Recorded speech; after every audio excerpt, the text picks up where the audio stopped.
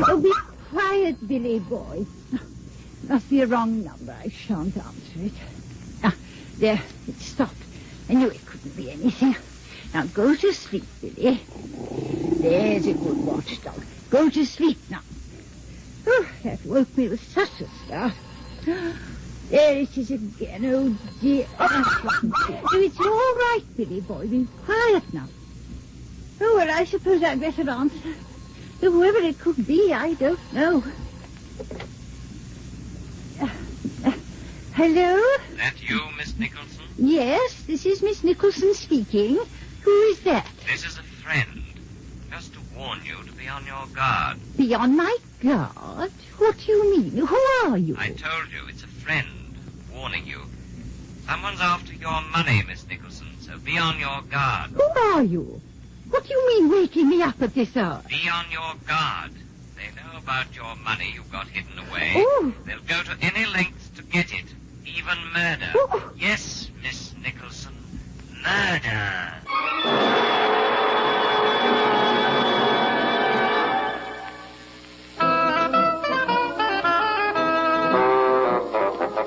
BBC presents A Case for Dr. Morelle, another adventure by Ernest Dudley, with Cecil Parker as the famous Dr. Morelle and Sheila Sim as his secretary, Miss Frail. Voice in the Night.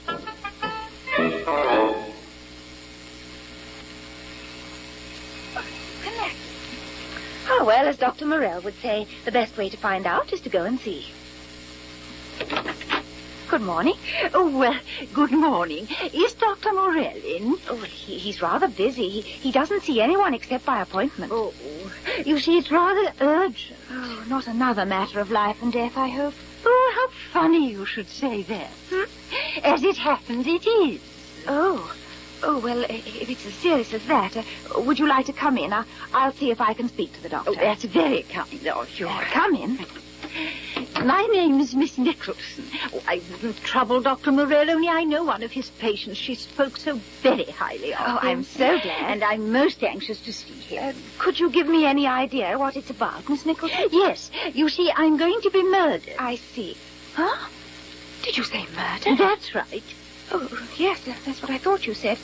Oh, dear, yes, well... And I thought perhaps if he'd be so kind, Dr. Morelle might look into the matter. Well, he's really most awfully busy. Oh, I know. I should have telephoned or written to ask him for an appointment. It is usual. But it might be too late by then. By when? By tomorrow. Oh, when do you expect to be murdered? Oh, tonight.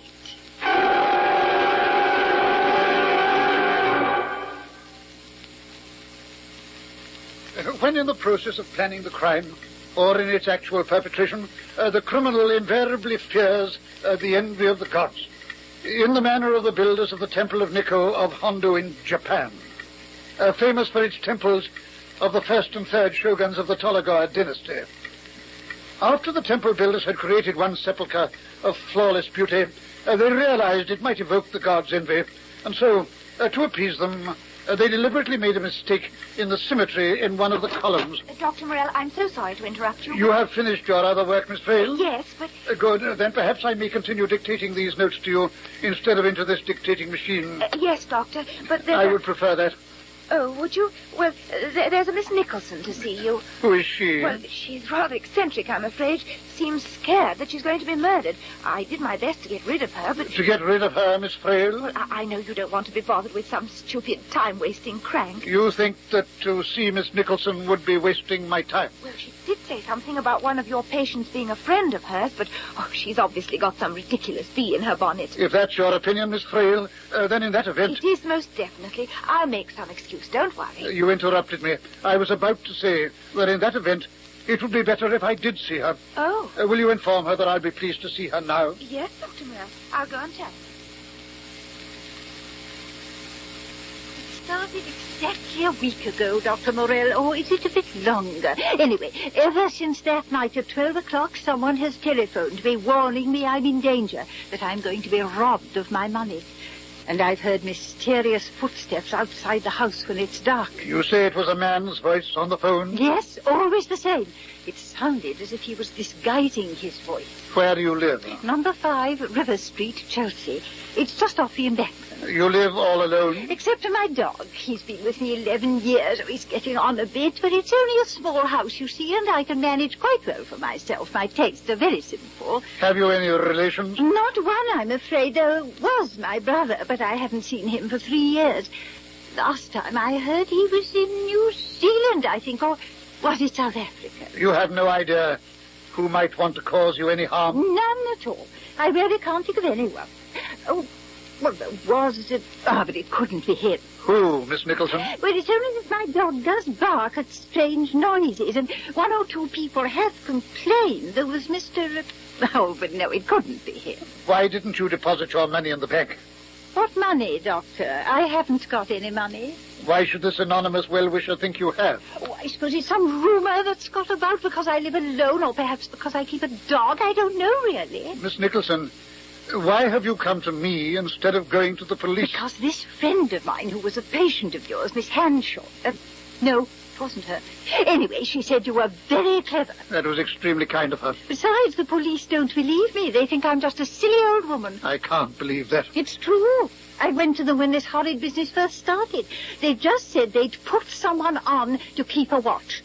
I'm sure I haven't seen a policeman about. You would be in your bed when he's on duty. But I always take a look outside before I go to bed at night. It might be a plainclothes detective. You wouldn't realize it was a police officer. But surely they could catch this man who telephones. I've told them it's every night at the same time. Well, it may present some difficulties. Doubtless he makes the calls from different places. They did say something about that, or was it because... anyway, they were full of excuses. However, leave the matter in my hands, and I will do all in my power to ensure that a stop is put to the trouble. I knew you would help me. As to the threat to your life and property, I imagine you need not take that too seriously. It is hardly likely that anyone would take the trouble to warn you of their intentions. After all, forewarned is forearmed. No, I suppose not. Thank you, Dr. Morelle, so much. Dr. Morelle? Miss Nicholson is just going, Miss Frail. Oh, yes, Miss Nicholson. I'll see you to the door. Thank you. And I'm most grateful to you, Doctor. Well, I'm sure we'll soon put your mind at rest. Thank you so much. I can't say how really very grateful I am to you, because it really... Oh, yes, I know. I mustn't take up the doctor's time. Dr. Morelle, do you really think she's in danger of being murdered? What? What, Miss Frail? Her handbag, she's left it behind. I was under the impression it was yours. Oh, really, Dr. Morelle? I wouldn't be seen dead with a thing like that. I sincerely hope she won't. It's more like an outsized tea cozy or something. Oh, poor thing, she won't have her bus fare home. You better hurry after her. Yes. Oh, dear. The clasp's broken. Dr. Morelle, look. £5 notes. Wads of them. Her bag's full of fivers. It would appear to be quite a large sum. Oh, and I was worrying about her bus fare. There must be £1,000 here. Oh, she can't have got very far. I'll be right back, Dr. Morelle. Well, I do hope so. All seaports, railway termini, and airports will be watched. What do you mean? In case you are harboring an intention to flee the country with the loot, Miss Frail. Oh, Dr. Morelle, really? You've quite made my heart turn over.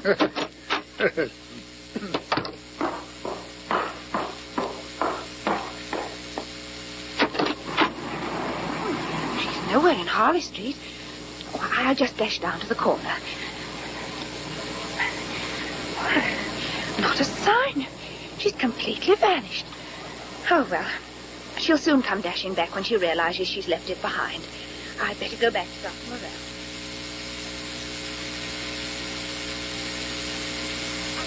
Dr. Morelle. She's vanished into the blue. More probably into a taxi. Now perhaps I could proceed with dictating my notes. Oh, well, I don't suppose it'll be long before she turns up again. I had arrived at the illusion to the criminal's obsession that the fates will envy his success, and was citing the temple builders of old Japan. Now, where did I got to? Temple builders of old Japan. Let me switch on the machine. After the temple builders had created one sepulchre of flawless beauty, they realized it might evoke the gods' envy. So to appease them, they deliberately made a mistake in the symmetry in one of the columns. That was it. That's the same as the Persian rug makers, isn't it? They leave a flaw in the design so that Allah won't think they're trying to create something completely perfect in his sight. That's the way you can tell a Persian rug if it's genuine. Might I be permitted to continue with what I was about to say? Oh, yes, Doctor. I was only... Thank you, Miss Frail. The criminal believes that no intelligence and cunning will provide him with protection against this vengeance of the gods. And it is this factor which subconsciously urges him to commit some mistake in the crime he perpetrates, which provides a clue for the investigating detective to follow up to the culprit's inevitable downfall.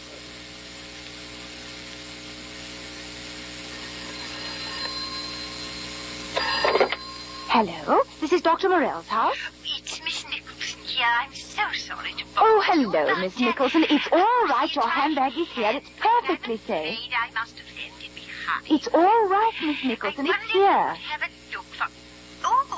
Oh, you say it's there. You found it. Yes, I rushed after you with it, but you'd gone. Oh, I happened to get a taxi as it was passing. I didn't realize I hadn't got it until I reached home. Don't forgive me for giving you all this bother. Oh, that's all right.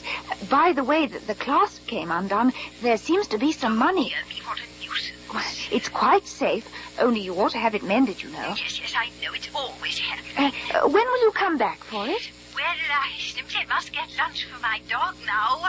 He's very old, you see, and it upsets his digestion if his meals aren't served regularly. This afternoon, then. I shall be in. I always rest in the afternoon. I was wondering if I could call tomorrow. Oh, yes, of course. Though there are one or two things in it. Such as £1,000, for My instance. keys. I was wondering how you got in. Oh, not my front door key. I always leave that under the mat. No, it's the keys to my desk. Oh, dear, how silly of me. I tell you what, Miss Nicholson, I'll bring it along this evening. Oh, no, I can't put you to all that inconvenience. Oh, no, it isn't really. I'll be along about 6. Oh, you're most awfully kind. I'm very grateful. No trouble at all. See you then. Goodbye. I really must be going. Billy Boy will be famished. Who? Goodbye, and thank you very much. Oh, the dog. That was Miss Nicholson, Dr. Morelle. I'm going to return her handbag for her this evening. She made no comment regarding the money? No, she didn't say anything. I see. Would you get me Embankment Police Station on the phone? Embankment Police Station? Yes, Doctor. I would like to speak to the superintendent. He may have some information on this matter. I got the name and address, Dr. Morelle. Miss Nicholson, number 5, River Street, Chelsea. From what you're saying, it's doubtful if she's been to the police about it at all. It had occurred to me, Superintendent, that as she'd apparently been less than truthful about the state of her finance, she might have lied concerning the other matter. I mean, the fact of the phone call still persisting suggests that she hasn't put in a complaint. If she had, the post office would have been notified, and arrangements made for the calls to be intercepted by the exchange operator. So that Miss Nicholson would no longer be troubled by them? That's the least that would have been done. Steps might even have been taken to try and nab the caller. Precisely, Superintendent. Yes, I expect she imagined the whole thing.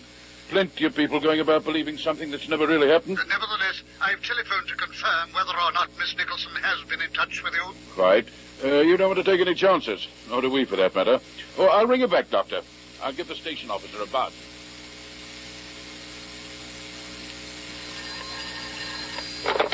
Station officer, Embankment Police. Yes, sir. What's the name? Miss Nicholson. Oh, not here. No one of that name's made any complaint like that. If anything comes in, I'll let you know. Bit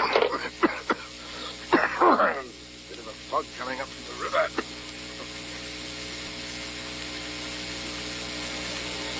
Good afternoon. Oh, I don't know what's good about it. Oh, it is a bit foggy. Fair hangs about your chest. You're the officer in charge. I'm not very used to police stations. In fact, I've never been in one before. Always got to be a first time, sir. What can I do for you? Well, I've called about something that I thought you might care to investigate. Oh, yes? My name's Julian Smith. I'm an artist, and I live in a small house in River Street. River Street? It's quite near here. Oh, I know, sir. My next-door neighbor is an eccentric spinster named Nicholson. During the past week or more, I've heard footsteps outside her house at night. And several times I've heard her telephone ringing at midnight. You work late, I suppose, Mr. Smith? Oh, often. Just now I'm rushing through some work. What was it about these footsteps and phone ringing that made you think it ought to be reported? Well, just that it sounded a bit mysterious. The phone going like that. It struck me as being a bit odd. Miss Nicholson lives alone, and apart from being a funny old girl, she's rumoured to have a considerable amount of money tucked away in the old sock or under the mattress. Nothing else which aroused your suspicions? No, that's all, officer. I just thought I should let you know, in case.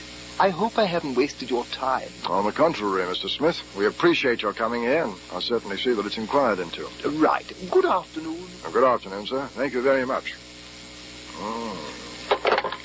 Put me through the superintendent, will you?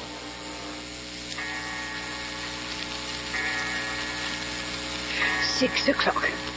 Dear me, it's got so very dark, that horrid fog. I think I'll draw the curtains, too. It makes it cozier. Lie still, Billy boy. You stay warm by the fire. And you're not to bark when that young lady comes. She's bringing something for me. She should be here soon, though she may have been delayed by the fog. It's so very kind of her to take all this trouble. Oh, dear. I do wish it wouldn't ring. It startles me so. Be quiet, Billy boy. I don't know whether to answer it or not. Billy boy, be quiet.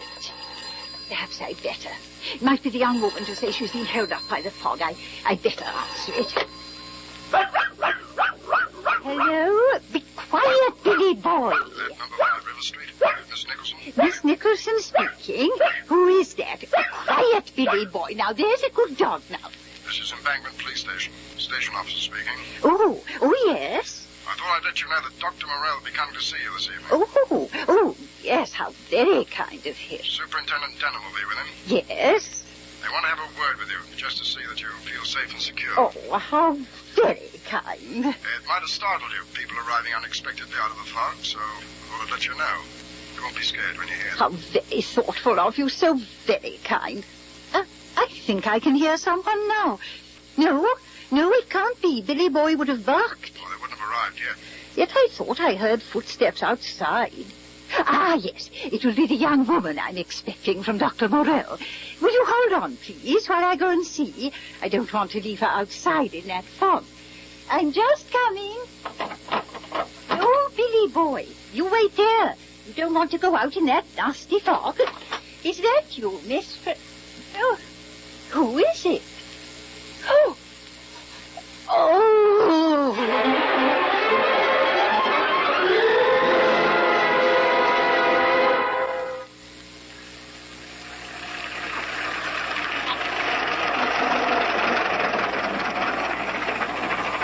This is River Street, all right, miss. Know which end it is? I'm afraid not. Fog's not getting no better. What's the number we've stopped at? I'm trying to see, miss. Looks like 29. Yes, 29. Opposite side, it's 30. So number 5 must be the other end of the street. Yes. We've got our bearings a bit anyway. Good. I'll drive slow. We don't want to end up in a river, do we? No, we don't really.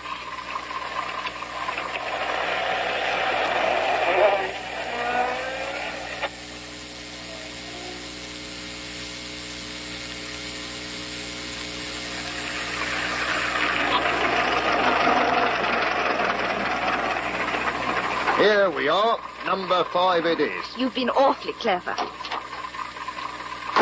That's all right, miss. Would you wait for me? I shan't be a few minutes. All right, miss. Mind how you go. You can't see a hand before you. Well, I don't really want to see a hand before me. Now, where's the bell? Oh, the door's half open. Miss Nicholson, are you there? Miss Nicholson? It's Miss Frail from Dr. Morelle. No one at home, not even her dog. Perhaps she's fallen asleep. Well, not in the front room. Well, I'll try in here. Oh, Miss Nicholson. Oh, she's dead. Oh, I must get help. Where's the phone? Who's there? Who is it? Are you all right, miss? Oh, it's you, driver. Oh, I wondered what had happened. Blimey, is she? I'm afraid she's dead. Want me to help you lift her? Oh, no, I don't think we ought to touch her. Why? What do you mean? Oh, what's that? It's a dog. Oh, Miss Nicholson's. It must have dashed out when the door was left open. It knows something's happened. We better get it into the next room. Yes, come on. The phone will be in there. Oh, I must get Dr. Morelle. Quiet. What's going on? What, copper? The police. That's right. I'm from Embankment Police Station. Who's this? Miss Nicholson. I found her. Well, this is Miss Nicholson, eh? And you found her like this? Yes. Let's have a look at her. Is she dead? Seems like it. Oh, poor thing. Perhaps we might know who you are, miss. Well, I'm Miss Frail, Dr. Morelle's secretary. Dr. Morelle? Yes, I came here by taxi from Harley Street. That's right, I brought her. That's your cab outside? That's right. What would you be doing here? Well, this handbag, she left it behind when she called to see Dr. Morelle this afternoon. So you were returning it. May I have a look, please? There's a lot of money in it. The clasp was broken. Oh, it's full of £5 notes. I know. And you say you're Miss Frail? Well, of course. Well, surely you don't think that I had anything to do with this? Of course she didn't. I can swear to that. Oh, I believe you, miss. And this is a bit of an odd business. Well, you can easily phone Dr. Morelle. He'll confirm who I am and what I came here for. Dr. Morelle's already on his way here. What? Well, I mean, how could he know what's happened? He must be psychic. He doesn't. Superintendent Dunham's bringing him. They wanted to have a chat with her. Something fishy's going on, and the superintendent spoke to Dr. Morelle. I just remembered something. What? What is it, miss? Miss Nicholson. She said she was going to be murdered tonight. That'll be them. Quiet. It's all right now. Be quiet. Is that you, Superintendent? Yes. Oh, Dr. Morelle will be with him. I better get back to me taxi in case anything's happened to it. Dr. Morelle, it's me, Miss Frail. And it was while you went out, Superintendent. I was on the phone to Miss Nicholson about you and Dr. Morelle looking in on her. When she asked me to hold on. Someone was at the door, she said. And as she didn't come back to the phone, I thought something had happened. So I came round here quick as I could. And Miss Nicholson? Miss Frail had got here before me. She found her. Where is Miss Nicholson? In there, Doctor. She's had it, I'm afraid. You didn't hear who it was who came in while he was on the phone? Oh, not a thing. You wait here, Miss Frail. Yes, Doctor. Just coming, Dr. Morelle. Better call an ambulance. I'll do that, Superintendent. And tell him at the yard. Watch out for fingerprints. Right. Whoever it was, put the receiver back. Be some delay getting here in this fog. What's it look like to you, Dr. Morelle? Obviously attacked by someone with a heavy stick or something similar. Yes. Looks as if she was dragged into this room out of the way. Nothing seems to have been disturbed. Well, whoever it was must have been scared off. Maybe the dog. Let's go back to the others. Ambulance is on its way, Superintendent. Good. I'm afraid the fog's getting thicker than ever. Same with the yard. They're on the way. When you were on the phone and Miss Nicholson asked you to hold on while she went to answer the door, you heard nothing? I heard her put down the receiver, and I heard her call out to someone. You didn't hear anyone else's voice? No. Well, come to think of it, Superintendent, mightn't this fit in with that artist chap? Who came to see you this afternoon? Called himself Julian Smith. Are you suggesting it was he who was telephoning at night and prowling around the house? And then he calls at the police station to build up an alibi. But why should he do that? He lives next door. He'd want to point the finger of suspicion away from himself. What do you think, Dr. Morelle? It is a possibility. Yes. If only she hadn't lied to you the way she did. You mean about not having any money? Yes. And that she'd been to the police when she hadn't. And we could have prevented all this. Now, be quiet. Sounds like someone at the door. Who's there? Is anyone there? Miss Nicholson. It's that man Smith. Returning to the scene of his crime, eh, Dr. Morelle? Anyone at home? Miss Nicholson, you all right? I saw your door open. Oh. Good evening, Mr. Smith. Oh, it's you, officer. And this is Superintendent Denham, Mr. Julian Smith. And Dr. Morelle. Not forgetting Miss Frail. Quite a party. What's happened to Miss Nicholson? You wouldn't have any idea about that? No, why should I? Oh, I was only asking, Mr. Smith. I was a bit concerned about her welfare. That's why I called at the police station today, as this officer will tell you. You say you noticed the front door open? I was passing on my way home. I saw the taxicab waiting, then the door open. I had a feeling something was wrong. I'm sensitive to that sort of thing. No doubt you would be. Artistic temperament and all that. Quite. And so I came in. What's he barking for? Oh, it may be the ambulance. I'll go and give him a hand. I would like to have a word with the attendant. Shall I come too, Doctor? There is nothing you can do, Miss Frail. Mr. Smith, you told the station office about hearing the telephone ringing here at night and footsteps. I work late in my studio, and I've been hearing the phone ring at midnight, and then these footsteps, as if someone was creeping about the place. You heard this last night? Yes, that's what made me go to the police station. I thought it was about time it should be reported. It's very public-spirited of you. I was afraid the old girl might be in some danger, and it looks as if I was right, too. It certainly does, Mr. Smith. The ambulance is just going. fog must be holding up the yard. Oh, they'll be here. Anything new, Doctor? Only this, What is it? Book of matches. found underneath the body. And since this house is all electric, Are you aware, Mr. Smith, whether or not Miss Nicholson smoked? I didn't see her often, but I don't remember noticing that she did smoke. What's happened? Oh, Who are you? Is anything wrong? My name's Nicholson. I'm Miss Nicholson's brother. I'm afraid that Miss... Something's happened. I saw the ambulance. Try and take it easy, Mr. Nicholson. I'm Superintendent Denham of Embankment Police Station. Police? And this is Dr. Morelle, and... She's dead. Oh, this is terrible. I knew Miss Nicholson slightly. She said something about having a brother in New Zealand or South Africa. South Africa. Mhm. I only got back a couple of days ago. I haven't seen her since 3 years. So she wasn't expecting you? Oh, no, nothing like that. Why should the police be here? I'm afraid your sister was attacked by someone. Murdered? But who'd want to murder her? That's what we're here to find out. I think I might as well be getting along. Oh, if you wouldn't mind waiting, Mr. Smith. Just one or two questions I'd like to ask you. Well, Unless you're in a very great hurry to leave. Oh, no, that's all right. Thank you, Mr. Smith. Hello? Yes? Oh, it's for you, Dr. Morelle. Yes. Dr. Morelle here. Good. Thank you. That was the hospital, Mr. Nicholson. You may be glad to learn that there is every hope that your sister will recover. She wasn't dead after all. Not dead? She's alive? It was a near thing. But you didn't quite succeed in your attempt to murder her. What? If you're trying to be funny, I don't think this is the time for it. Dr. Morelle, the book of matches. That's it. That's what brought you back. After you left her for I dead. tell you, You were afraid it would give you away. Well, you must be mad. I tell you, I haven't seen my sister for 3 years. I've only just got back to London. And where are you staying, Mr. Nicholson? What's the name of your hotel? My hotel? Shall I tell you? The Hotel Regal, where these matches came from. I shouldn't try to run for it. That'll be Scotland Yard. Well, there's one thing about going out on a beastly foggy night like this, Dr. Morelle. It's very nice to get back to Harley Street. Yes, I'm anxious to continue work on those notes I had to leave. I must say, I thought Superintendent Denham was jolly quick spotting about those matches. He was a trifle premature, in fact, although with justification. Oh, I know you've done all the work for him, but... Doctor, I've just thought of something. Have you, Miss Frail? It wasn't really the matches after all. No? It was the dog. You begin to interest me. The barking dog, which barked at everyone who was a stranger, but not at the brother. That's it? Yes. I recollect now that the policeman didn't hear the dog over the phone when Miss Nicholson went to answer the door. If I may be permitted to begin dictating. That was really what gave him away, wasn't it, Doctor? Precisely. And you were keeping it up your sleeve. I'm waiting, Miss Frail. But, Dr. Morelle, doesn't the idea thrill you? That blessed dog barking at all the innocent people and not at the one who was guilty.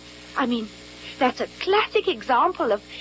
It is. In fact, my dear Miss Frail, a classic example of that subconscious compulsion, that obsessive inner force, which urges the criminal to return to the scene of his crime. I was going to say, of a dog barking up the wrong tree.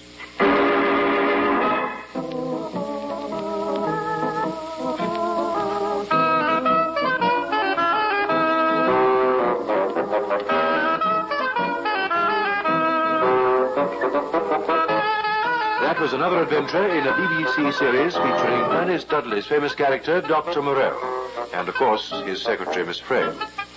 The artists taking part were Dr. Morelle, Cecil Parker, Miss Frail, Sheila Sim, Miss Nicholson, Hester Peyton Brown, Billy Boy the dog, Percy Edwards, Mr. Nicholson, Alan McClelland, Superintendent Denham, Fred Yule, the station officer, Alan Keith, Julian Smith, and the taxi driver, John Baker. This recorded program was produced by Leslie Bridgemont.